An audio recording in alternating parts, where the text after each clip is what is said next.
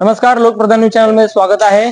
सकाळी 7 वाजल्यापासूनच सोलापूर शहरातील तिन्ही मतदारसंघ असेल, जिल्ह्यातील 11 विधानसभा मतदारसंघ असेल किंवा एकंदरीत राज्यातील विविध ठिकाणचे मतदारसंघ असेल, मतदानाची प्रक्रिया सुरू झालेली आहे। राज्यात काही अपवाद वगळता सर्वत्र शांततेत मतदान प्रक्रिया सुरू झालेली आहे। आपल्या सोलापूर जिल्ह्याचं जर बोलायचं झाल्यास तर 11 विधानसभा मतदारसंघामध्ये दुपारी 1 वाजेपर्यंत काय स्थिती आहे, मतदानाची एकूण किती टक्केवारी 1 वाजेपर्यंत झाली आहे, त्याचा आढावा पुढील प्रमाणे मी सादर करत आहे। करमाळा विधानसभा मतदारसंघासाठी दुपारी 1 वाजेपर्यंत 27.34% इतकं मतदान झालेलं आहे। माढा या तालुक्यासाठी 26.31, माढा जो विधानसभा मतदारसंघ आहे 26.31% इतकं मतदान झालेलं आहे। त्यानंतर बार्शीसाठी 32.71%, मोहोळसाठी 30.51, सोलापूर शहर उत्तर म्हणजे सोलापूर शहर उत्तर साठी दुपारी 1 वाजेपर्यंत 29.50% इतकं मतदान झालेलं आहे।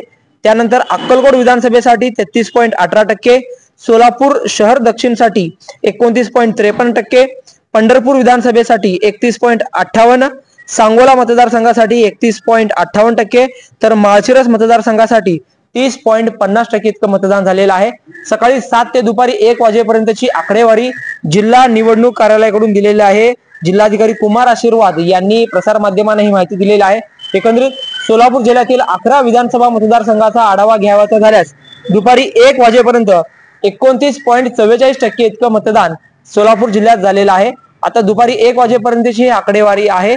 संध्याकाळी 6 वाजेपर्यंत मतदान करता येणार आहे।